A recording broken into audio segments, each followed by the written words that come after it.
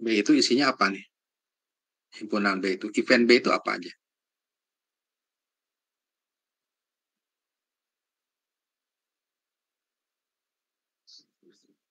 B itu adalah B diiris dengan A1 ya. Yang segini. Betul nggak? Betul. Gabung. B diiris dengan A2. Yang ini. Digabung.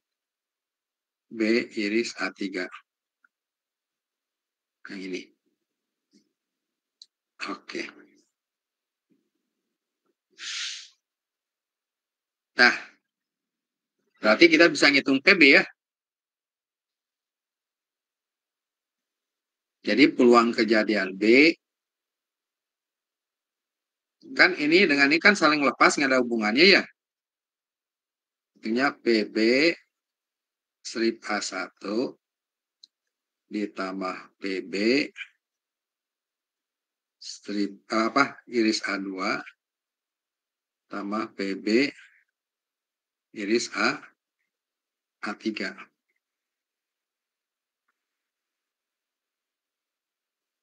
Oke. Nah, kalau Bapak hitung peluang B iris A1 dikembangkan dengan peluang bersyarat. Boleh, boleh. Kan menggunakan rumus ini ya. Jadi sama aja dengan PB strip A1 kalikan PA1. Ngerti nggak ini?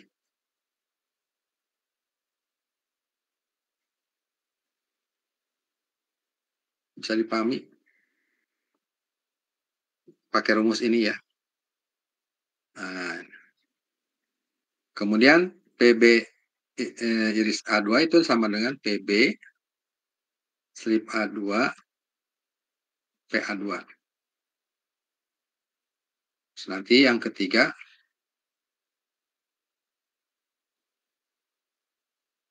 tambah PB strip A3 PA3. Oke. Bapak tuliskan dalam bentuk notasi sigma. Ini sigma I dari 1 sampai dengan 3 PB strip AI PAI. Itu ya.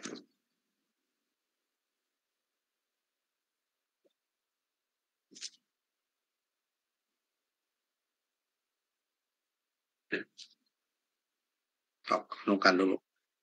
Jadi peluang kejadian B itu bisa kita uraikan adalah peluang kejadian B strip A1 kalikan PA1 ditambah peluang kejadian B strip A2 kali PA2 ditambah peluang kejadian B strip A3 PA3.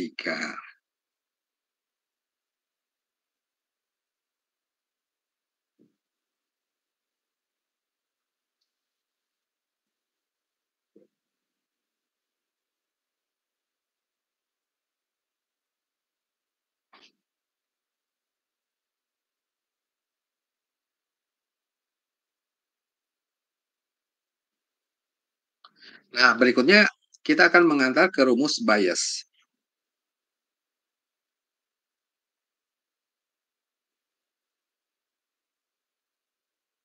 Kita bisa menghitung peluang A1 bersyarat B. Ya. Ini sama aja dengan P A1 iris B dibagi dengan PB. Betul nggak?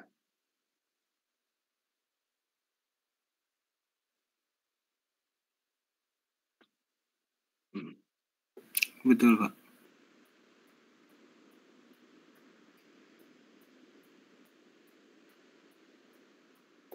Boleh dibalik nggak? Boleh. PB iris A1 dibagi dengan PB. Boleh. Kenapa kamu balik? Ya, ini kan bisa diubah menjadi gini. B strip PB strip A1 kalikan PA1 dibagi dengan PB. Ya. Gimana kalau kita mau ngitung berapa sih peluang kejadian A2 strip B?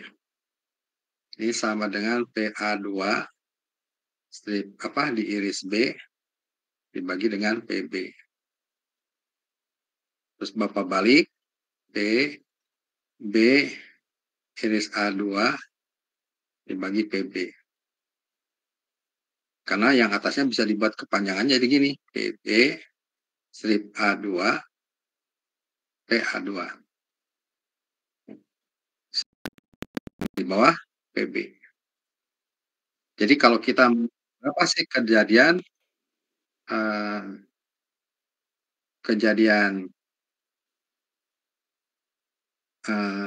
event A2 KB telah terjadi. Ya ini rumusnya.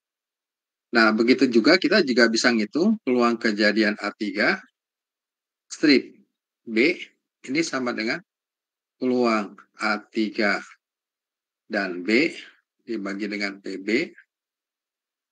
Nah, kemudian yang atas Bapak balik jadi PB diiris dengan A3 dibagi dengan PB. Sedangkan ini kepanjangannya apa? D B strip A3 kali PA3. Ya, bagi dengan PB. Ini yang disebut dengan bias. Ya, nanti kita akan masuk ke contoh.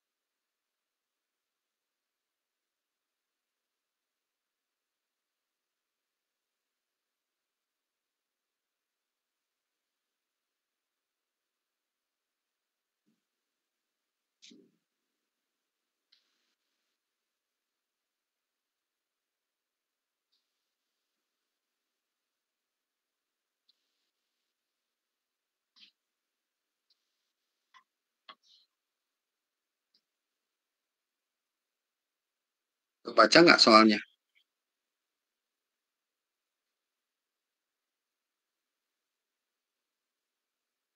Baca, Pak. Sudah, Pak, baca. Nah, suatu perusahaan besar menyediakan 3 hotel bagi akomodasi rekannya. Dari catatan sebenarnya diketahui bahwa 20% rekannya diinapkan di hotel A, 5% B, 30% di C. Bila 5% di antara kamar-kamar hotel di A, 4% di B, 8% di C, terdapat kerusakan pipa air di kamar mandinya. Hitung peluang bahwa seorang rekanan mendapat kamar dengan pipa air yang rusak. Seorang rekanan yang diketahui mendapat kamar dengan pipa air yang rusak ternyata menginap di hotel A. Nah, kalau kita mendapatkan probabilitasnya, misalkan seorang rekanan mendapat kamar dengan pipa air yang rusak, misalkan ketemu 0,2, berarti 20% gitu ya. Kamar dengan pipa air yang rusak itu dalam 20%. Itu arti dari probabilitas. Kemudian seorang rekanan yang diketahui mendapat kamar dengan pipa air yang rusak ternyata menginap di hotel A. Berarti berapa persen? Kalau ketemunya misalkan 0,1 berarti 10%. Seorang rekan yang diketahui mendapat kamar dengan pipa air yang rusak menginap di hotel A gitu. Ya, itu arti dari probabilitas. Nah, silakan dicoba dulu. Nanti kita bahas sama-sama. Nah, gimana cara membahasnya? Kamu cari dulu yang berarti rekanan mendapat kamar mandi dengan pipa air yang rusak itu apa? Misalkan B ya.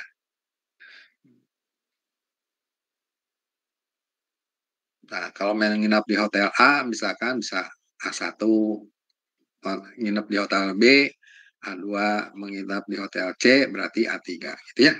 Silakan. Pak, saya mau A1-nya A, A2-nya B, A3 aja C, boleh ya, silakan. Bebas kok.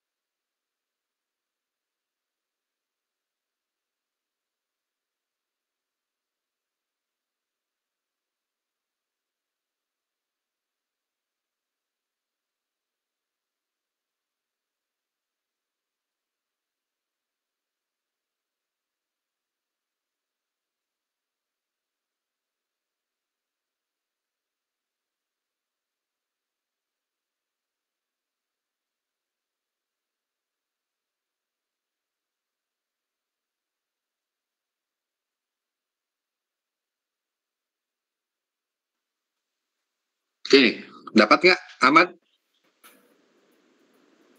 Yang A-nya 5,4% bukan ya, Pak? Yang apa? Yang A, Pak. Yang A-nya. Terus yang B-nya? Yang B-nya bingung, Pak. Ini ya. Wah, gambarkan. Ya, nggak bingung. Ini kan rusak kan? Ini rusak. Kamar hotel. Ini ada kamar hotelnya apa? A, B, C ya. Tuh. Ini rusak.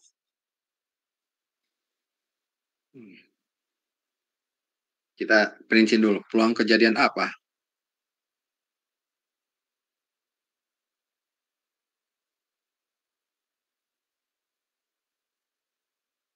20% berarti 0,2 kan ya? Peluang B.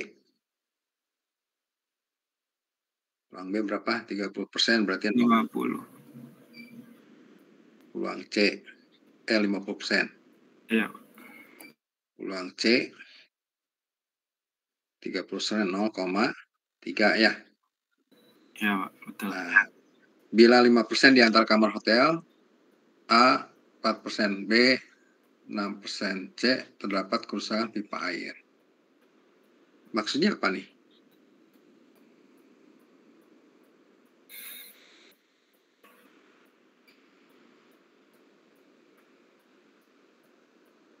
P rusak di kamar A.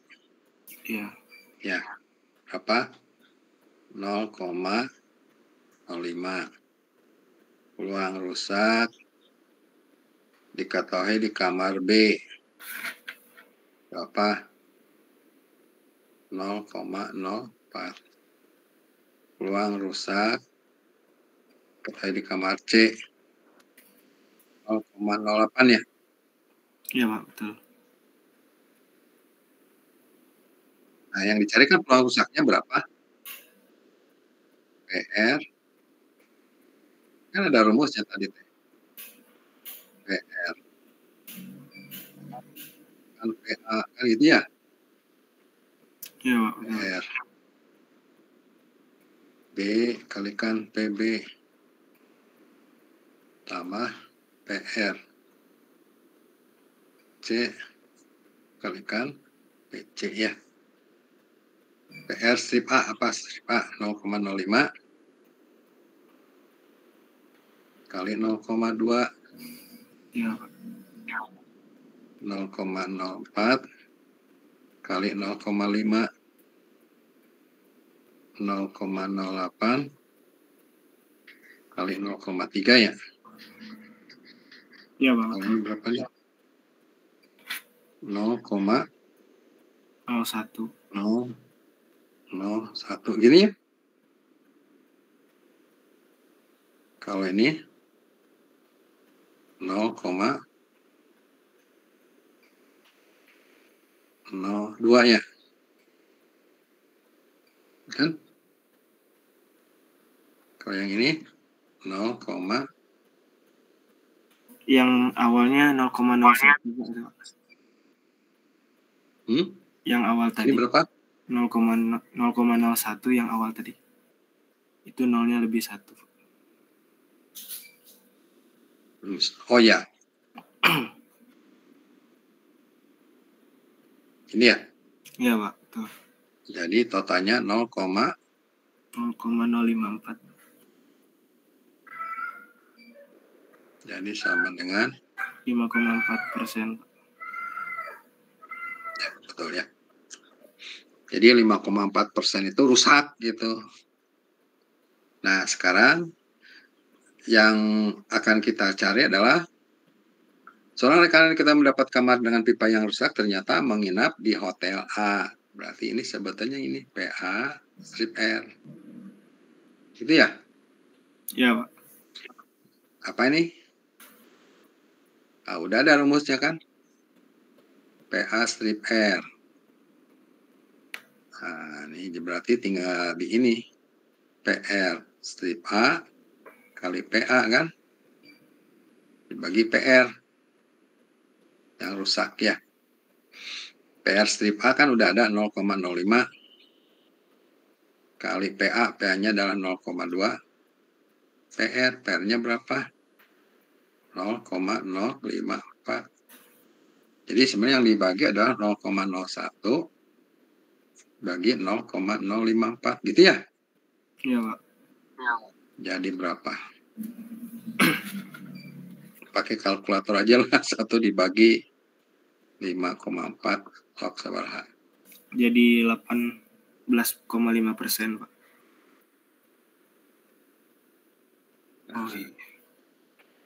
Jadi seorang rekan yang diketahui mendapat kamar mandi dengan pipa yang rusak ternyata menginap di hotel A. Jadi peluang A strip R gitu ya. Jadi Iya, Pak. kemungkinannya 18,5%. Jadi kesimpulannya bahwa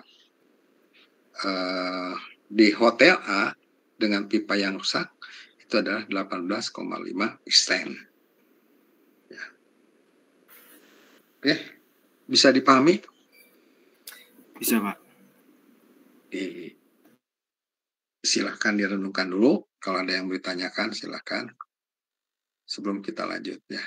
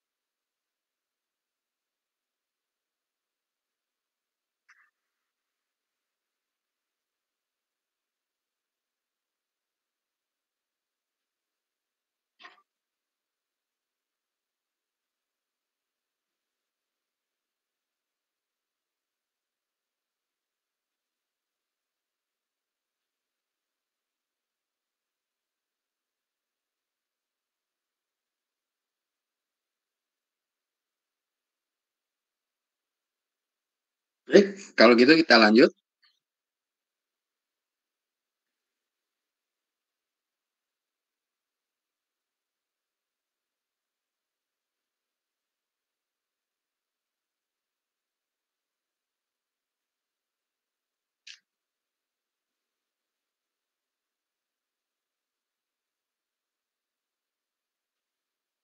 Nah, apa variabel di dalam statistika? Definisinya begini. Kebaca? Terbaca, Pak. Ya. Jadi variabel random adalah suatu fungsi yang memetakan ruang sampel S ke himpunan bilangan real. Dan ditulis X, S, R. X-nya ini yang disebut dengan variabel random. Ini variabel random. Saya singkat ya. Singkatnya variabel random. Atau juga variabel acak ya. VA. VA itu adalah singkatan dari variabel acak.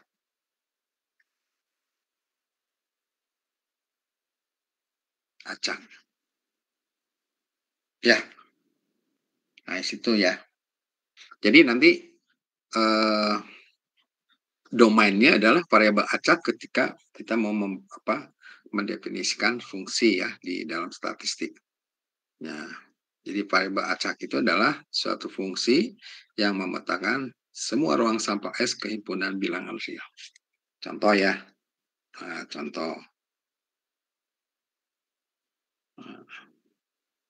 tos berdadu satu kali. Nah, di sini bisa kita lihat munculnya 1, 2, 3, 4, 5, 6 kan ya? Nah, dia bisa punya peluangnya. Peluangnya adalah 1/6 kan? Nah, peluang muncul 2 titik juga 1/6. 4 titik 1/6. 5 titik 1/6. 6 titik 1/6. Nah, yang ini disebut dengan variabel random. Ini adalah variabel random. Jadi variabel random X yang menyatakan tos dadu satu kali. Gitu. Jadi pemetaannya ini. Nah, nilai 1, 2, 3 itu bukan nilai sembarangan, tapi ini adalah variabel acak. Kenapa acak? Kenapa kemunculan 1, 2, 3, 4, 5, 6 ini tidak bisa ditentukan secara khusus ya, tapi acak nilainya. Kita nggak tahu muncul 1, 2, 3, 4, 5, 6, itu kita nggak tahu kemunculan itu. Jadi artinya kemunculan 1, 2, 3, 4, 5 ini itu adalah secara acak. Dan 1, 2, 3, 4, 5, 6 itu memiliki kesempatan yang sama untuk muncul. Makanya sih peluangnya adalah 1/6. Ya. Jadi nanti kita akan melakukan pemetaan variabel acaknya X. Nah, di sini petanya adalah nilai-nilai 1, 2, 3, 4, 5, 6. Ya. 1, 2, 3, 6. Nah, di sini akan ditempatkan ke sebuah nilai yang konstan yaitu 1/6 gitu. Jelas bisa dipahami? Bisa, Pak. Jadi nilai-nilai adalah acak. Satu. Contoh yang kedua. Misalkan tos uang logam 3 kali. Kemudian yang kita lihat X-nya itu adalah muncul banyaknya angka dari 3 kali lemparan.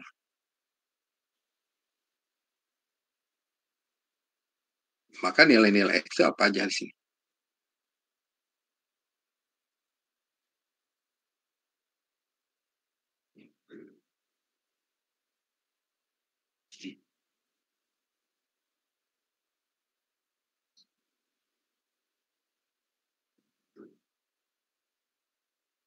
X itu apa aja?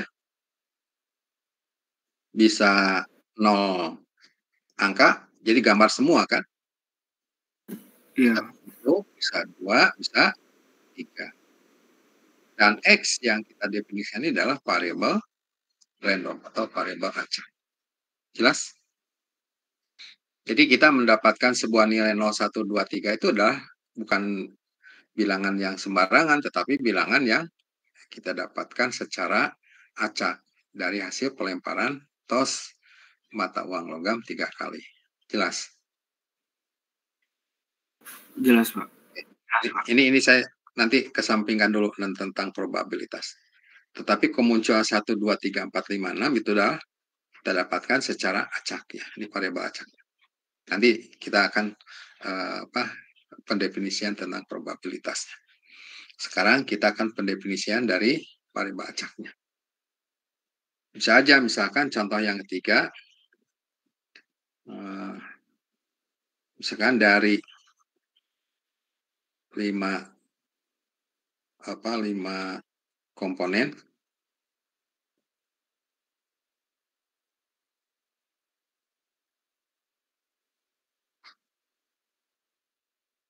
diketahui tiga rusak misalkan. Nah, kemudian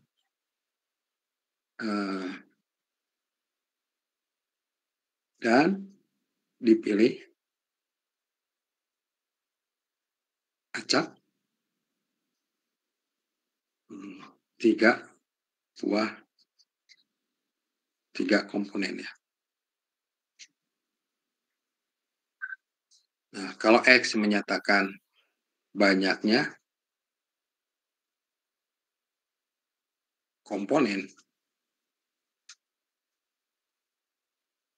rusak, X itu bisa berisi 0, 1, 2, 3. Dan ini adalah acak sifat. Kita dapatkan semua komponennya tidak rusak. Jadi 0 rusak, 1 rusak, 2 rusak, 3 rusak. Ya. Ini dari berapa nih? Misalkan dari 6 komponen atau 8 komponen, ketahui 3 rusak. Dan dipilih acak 3 komponen. Jadi kalau misalnya kita ngambil komponen ketiga-tiganya bagus gitu ya, berarti 0 rusak. Terus dari 3 komponen terpilih 1 yang rusak, berarti 2 yang bagus. Kemudian 2 rusak, 3 rusak. Dan 0, 1, 2, 3 itu adalah variabel acak.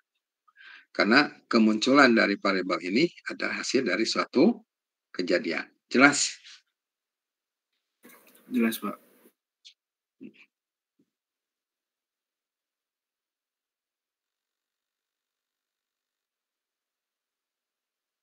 Nah, variabel acak itu ada 2 jenis ya.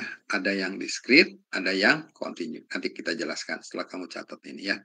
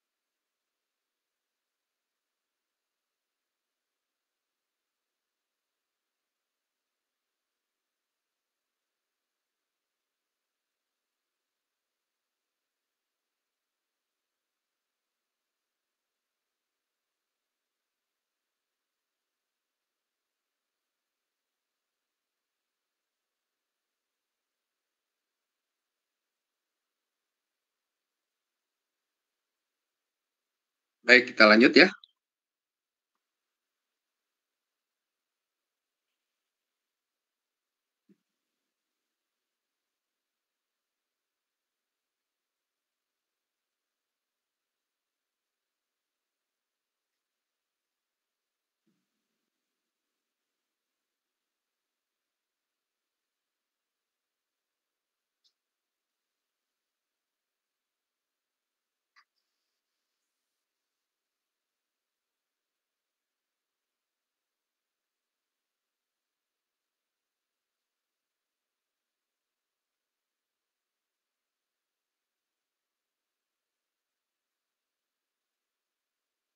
Nah, biar saya nggak nyat nulis ya.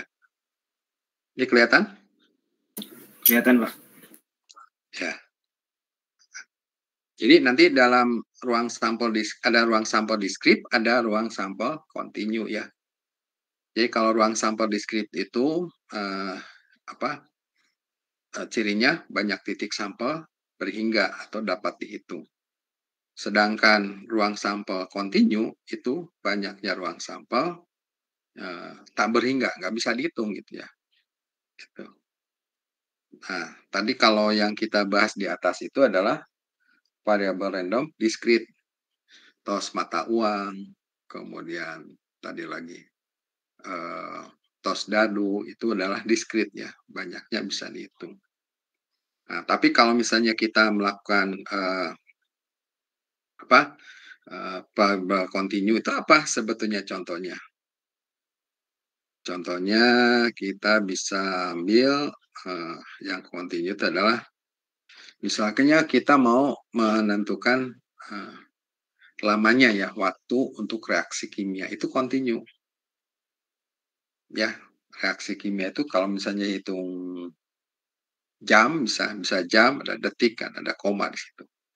Misalkan 2,35 detik gitu ya. Nah, itu bisa dikatakan continue. Kemudian jarak tempuh misalkan sebuah mobil ya dengan pemakaian bahan bakar 1 liter misalkan itu continue ya. Nah, sebetulnya continue apa di sini? Jadi kita akan mendapatkan misalkan di sini reaksi kimia, lamanya reaksi.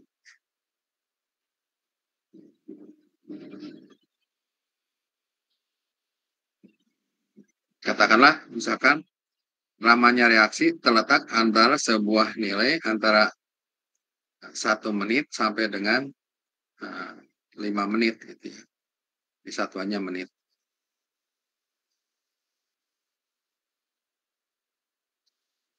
Jadi nilai-nilai di sini ini adalah continue. Ada berapa nilai-nilai sih tak berhingga gitu ya. Ada istilah nggak usah ngitung lah bintang langitnya. Jumlah bintang di langit sama dengan jumlah nilai yang ada jumlah titik di antara 1 sampai 5. Nggak percaya? Jadi kalau misalnya saya punya nilai antara 0 sampai dengan 1 aja, kita berhingga. Banyaknya titik di antara 0 dan 1 tak berhingga. Sama dengan jumlah bintang di langit. Gini aja ya, misalnya saya mau menentukan 0,1, pasti sebuah titik di sini ya. Kalau 0,01 beda nggak titiknya? Kamu nanya. Beda, Pak. Beda lagi kan? Kalau 0,001 beda lagi kan? Ya. Beda lagi, Pak. Ini yang 0,0.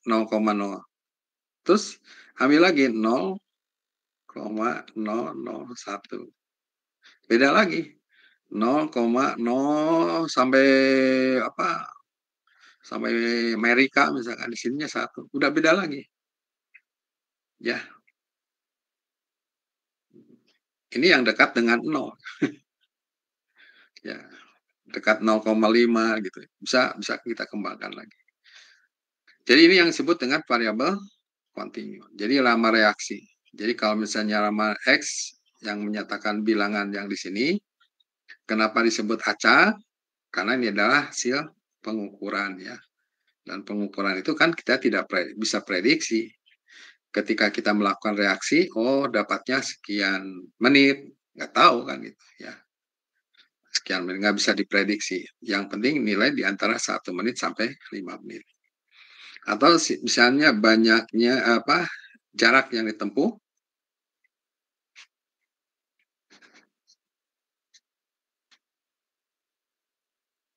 dalam kilometer ya, dari 1 liter bensin ya. Nah, misalkan bisa aja kisarannya berapa? Bisa 10 km sampai dengan 15 km. Ya. Nah, nanti setelah kita periksa, oh terletak di sini misalkan 10, sekian kilo. Ya terletak di sini continue. Jadi variabel acak yang kita dapatkan ya ini sih adalah X-nya adalah continue. Jadi X-nya adalah continue. Ya. X menyatakan jarak tempuh dalam kilo dari 1 liter bensin. X di mana X-nya terletak di antara 10 km sampai dengan 15 km. Nggak bisa kita cacah 10,1 km, 10,2 km. Nggak bisa. Kenapa? Sok aja. Jarak tempuh itu nggak mungkin bisa didiskretkan. Pasti continue. Tapi di dalam praktek, bisakah kita membuat sesuatu yang diskret dibawa ke continue? Itu ada teorinya ya. Padahal kita melakukannya secara diskret tapi dibawa ke continue. Itu mungkin bisa saja kalau misalnya nilai-nilainya cukup banyak di situ. Ya, nanti itu kan bisa diceritakan di fungsi distribusi. Baiklah, mungkin pertemuan hari ini sudah cukup ya sampai sini, tinggal 10 menit lagi, karena nggak akan cukup merenungkan untuk masuk ke fungsi distribusinya. Kita sudah mendefinisikan variabel random, tinggal masuk ke fungsi distribusinya. Seperti apakah fungsi distribusinya? Nanti kita bisa bahas minggu depan. Nah, untuk masuk ke fungsi distribusi ada tabel yang harus kalian fotokopi ya. Nanti tabelnya Bapak kirim ya lewat WA di grup ini. Nah, tabel dari distribusi probabilitas variabel acak. Nah, di situ ada binomial, ada Poisson, ada student, ada normal. Gitu. Nah, nanti saya kirim ya melalui WA grup gitu ya. Mudah-mudahan besok atau lusa bisa Bapak kirim tabelnya. Nah, kalau bisa nanti tabelnya itu difotokopi ya secara kolektif, kemudian kita bagikan ke teman-teman. Nah, nanti kita akan bahas bagaimana cara menggunakan tabel-tabel itu. Nanti pada saat ujian, kamu boleh bawa tabel itu. Boleh bawa tabel dan ringkasan. Ringkasan yang harus kamu buat, dan itu akan Bapak nilai ya. Jadi dari ringkasan itu tidak boleh fotokopi, yang fotokopi ya. Fotokopinya yang diserahkan berarti nggak ada nilainya. Jadi kamu bikin tulisan tangan sendiri. Jadi kalau mau fotokopi ya kamu harus nulis ulang ya nggak apa-apa ya fotokopi dari teman ini rumus ini nggak ada di kamu ya kamu buatkan di situ nggak apa-apa. Jadi kelengkapan rumus yang kamu buat yang kamu salin itu yang akan jadikan kriteria penilaian nanti ya. Kenapa Bapak melakukan hal seperti ini? Karena satu ya mahasiswa ikut perbaikan itu hampir 99% adalah tidak punya catatan. Itu aja. Dan enggak sangat langka ya gitu ya. Kalau dia punya catatan lengkap, dia tuh harus melakukan ujian perbaikan. Itu kejadian langka, kejadian langka. Mungkin kalaupun ada itu karena sakit dan seterusnya bisa aja terjadi. Tapi kalau dia sehat-sehat gitu ya, itu sampai catatannya lengkap, terus kamu sampai dilakukan ujian perbaikan, itu termasuk kejadian langka. Ya, nah itu juga salah satu syarat ya di dalam perkuliahan yang memang harus dipenuhi oleh setiap mahasiswa, karena itulah kunci suksesnya. Ya, kalau di Unpad di TB itu nggak pernah dikoreksi catatan ya. Ada yang dikoreksi catatan soal kalau saya melakukan kuliah secara daring. Itu konsep teknologi, itu diperiksa catatannya. Kenapa? Karena kuliah itu adalah kuliah gabungan. Dulu tuh nggak bisa daring di rumah, tapi daringnya tuh di kampus. Bisa aja misalkan beberapa jurusan tergabung, itu namanya di sebuah gedung di situ, dan di situ kita cukup nonton di layar televisi. Dan di situ saya harus melakukan resume, melakukan ringkasan. Dan dari ringkasan ini nanti akan dinilai, diperiksa oleh asisten dosennya. Wah, ribut lagi. Kenapa orang melakukan itu? Supaya dengan catatan itulah kita bisa melakukan memahami konsep-konsep yang diajarkan oleh dosen. Ya, jadi jangan mengindahkan, wah nggak usah nyatat nanti juga. Itu jangan ya. Sampai kerja pun, kalau kamu ingin statusnya cepat naik di karir kerjaan kamu, ya kamu harus cepat memahami apa instruksi-instruksi apa yang ada di dalam perusahaan itu. Kemarin saya menguji mahasiswa tingkat akhir yang melakukan proposal tugas akhirnya dan didampingi oleh pembimbing lapangan. Karena dia melakukan tugas itu pada saat dia kerja praktik di sebuah perusahaan. Saya tanya gitu, dia itu lulusan tahun 2015. 2015. Jadi angkatan bukan lulusan angkatan 2015, lulus 2019 gitu ya. Nah, saya tanya, kamu tuh udah statusnya apa di perusahaan itu? Sampai kamu bisa membina ini. Saya udah manajer, Pak. Wih, hebat juga ya. 4 tahun manajer gitu ya, perusahaan itu. Saya mah cuma bangga aja, senang aja gitu ya. Nah, mungkin untuk dapatkan status ini nggak semudah yang kita bayangkan gitu ya, saat manajer. Pasti dia kerja keras pada saat kuliah dan kemudian fokus pada saat dia kerja gitu. Itu aja. Baiklah, Bapak akhiri aja sampai sini ya. Nanti kita ketemu lagi minggu depan. Jangan lupa absensinya ya, nanti akan Bapak laporkan ke jurusan. Iya, Pak. Oke, sampai sini aja. Assalamualaikum warahmatullahi wabarakatuh.